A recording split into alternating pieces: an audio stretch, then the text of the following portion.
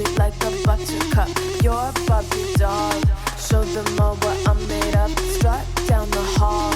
Won't stop till I get enough. All right, so ready to kind of dig deeper into these U.S. winter storms everybody's been talking about. We've got that AP News article on the Kentucky flooding, but we're not stopping there. Right. We're going to use this as like a jumping off point to see how all of this connects to those larger weather patterns, Yeah. especially like that polar vortex. Yeah, what's interesting here is that Kentucky gives us a window into something bigger, I mean, think about it. The Kentucky River Medical Center had to evacuate a hospital. Like, this isn't just about immediate danger. It raises questions about how vulnerable, critical infrastructure is to extreme weather, even in places we might not expect. Yeah, that's a really good point. Yeah. And makes you wonder, what could happen if this hit, a bigger city, Right. But let's not get ahead of ourselves. The human cost in Kentucky is already tragic, 8 lives lost. Right. And many of those because people got trapped in their cars during the floods.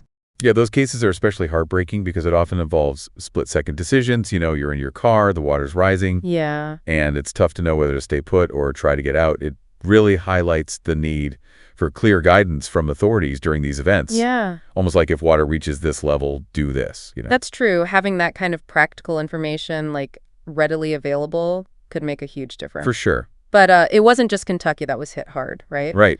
You mentioned the polar vortex, and the AP article talks about everything from Tennessee to the Rockies. Exactly. We tend to think of weather as these isolated incidents, but the polar vortex shows how interconnected everything is. It's basically this swirling mass of cold air over the Arctic. Right. And when it woopens, it's like someone opened the freezer door on the whole continent. And suddenly, places that aren't used to that extreme cold are getting slammed. Okay, so the polar vortex is like the ultimate weather influencer. But hold on, didn't some scientists say the polar vortex weakening might be linked to climate change? What's the latest on that? Well, that connection is still being debated, Yeah. And it's a really complex issue. Some researchers say that as the Arctic warms, it disrupts the polar vortex, Okay. making these southward dips of cold air more likely. Others argue that we need more long-term data to really understand the link. So there's not a clear consensus yet, but it's definitely something to keep an eye on. Oh, for sure. Especially when you see the impact this polar vortex had across the country. The article mentions 8 fatalities from vehicle crashes in Colorado alone. And it's not just about the drivers themselves. Remember that 3 Colorado State Patrol cars were hit while parked on the side of the road. Wow. It just shows how even those tasked with keeping us safe can be at risk during these events. It's a stark reminder that everyone is vulnerable when the weather takes a turn like this. Yeah. And it wasn't just Colorado. Over in Michigan, they had ice and snow causing over 100 crashes. It really shows how far-reaching the effects of this polar vortex were. Absolutely. The scale of this event is truly impressive. And if we look back at historical weather data, we can see that these kinds of widespread disruptions aren't unheard of. In fact, there was a similar event back in... So we're seeing that these extreme events have happened before and they're likely to happen again. What I'm curious about is, were there any early warning signs for this particular polar vortex? Could we have predicted its intensity? That's a great question and a big area of research right now. Right.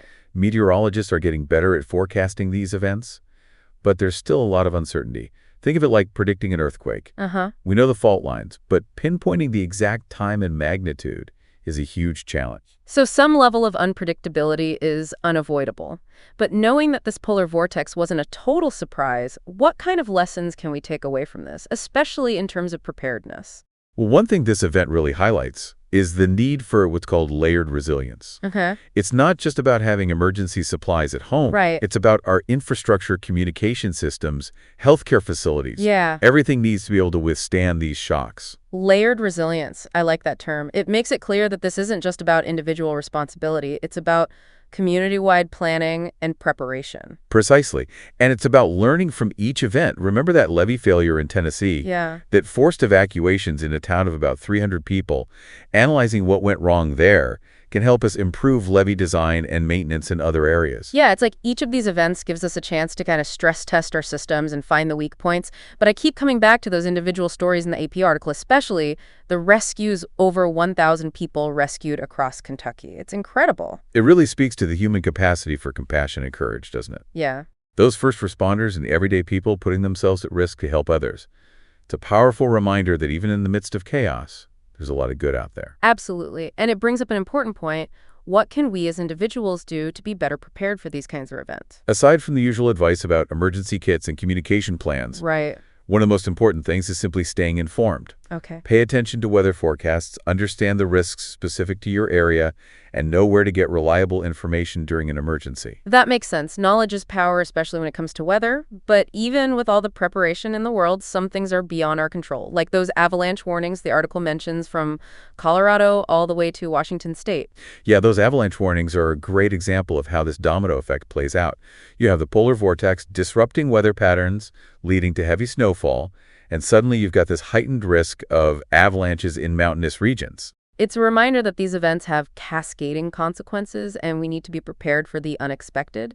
But I'm curious, with the highest danger level being in Utah, what makes certain areas more vulnerable to avalanches than others? That's a question for a whole other deep dive. But in short, it comes down to a combination of factors. Okay. The terrain, the snowpack, recent weather patterns, even things like the vegetation on the slopes. It's a complex science. Wow, so there's a whole field of expertise dedicated to understanding avalanches. That's fascinating. It is, and it highlights the fact that we're constantly learning and evolving our understanding of these natural phenomena. Okay, so we've talked about the science, the preparedness, the human impact.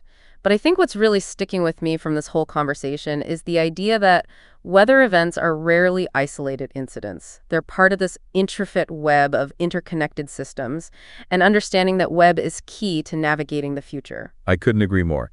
It's about shifting our perspective from seeing these as isolated disasters to understanding them as part of a larger pattern. And as we continue to learn more about these patterns, we can start to make more informed decisions about how we live, how we build, and how we prepare for the future. Which brings us to the big question, what does all of this mean for you, the listener? That's where the real deep dive begins. Okay. We've given you the information, the context, the different perspectives. Now it's up to you to apply that knowledge to your own life and your own community. Exactly. We're not just here to passively inform. We want to spark your curiosity and get you thinking critically about these issues. Because at the end of the day, it's not just about surviving these events. It's about thriving in spite of them.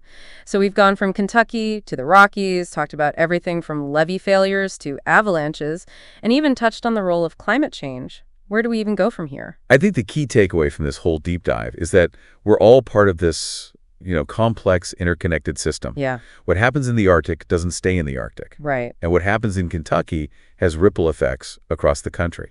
It's like that saying, all weather is local, but all climate is global. Yeah. We can't just focus on our own backyard anymore. We have to think bigger. Exactly. And that's where you, the listener, come in. Right. We've laid out the information, the different perspectives, the potential challenges. Now what are you going to do with it? That's the real challenge, isn't it? It's easy to get overwhelmed by all this information and feel powerless. Right. But that's not what we want. Yeah. We want you to feel empowered, to feel like you can actually make a difference. And you absolutely can. It starts with small steps. Okay. Educate yourself about the risks in your area. Have a plan in place for your family. Talk to your neighbors about preparedness support organizations that are working on climate resilience. Those are all great ideas. And I think it's important to remember that even small actions can have a ripple effect. For sure. If enough people start making these changes, it can really add up. Absolutely. And don't underestimate the power of simply talking about these issues. Yeah. The more we bring these conversations into the open, the more awareness we create. And the more likely we are to find solutions. That's so true. We can't just sit back and wait for someone else to fix this. We all have a role to play. Absolutely. And remember, it's not just about surviving these events. It's about thriving in a world where they're becoming more frequent and intense. Right. It's about building a more resilient future for ourselves, our communities, and the planet. Okay, so that's our call to action. But before we wrap up, I have one more question for you. Okay. We focused a lot on the negative impacts of these events, but are there any potential silver linings? That's a really interesting question. And, I think there are. Okay. These events force us to confront our vulnerabilities, to rethink our priorities, and to come together as communities. They can be a catalyst for innovation, for collaboration, and for building a more sustainable future. That's a really hopeful way to look at it. It's like even out of the chaos, there's potential for positive change. Exactly. It's about choosing to focus on the opportunities, not just the challenges. I love that. So to all our listeners out there, we challenge you to take what you've learned from this deep dive and turn it into action. Make a plan, start a conversation, be an advocate for change, because the future is what we make it. Well said. And remember, knowledge is power, but action is what truly makes a difference. Thanks for joining us on this deep dive. Until next time, stay curious, stay informed, and stay engaged. Sound the alarm. I'm coming up. We'll have a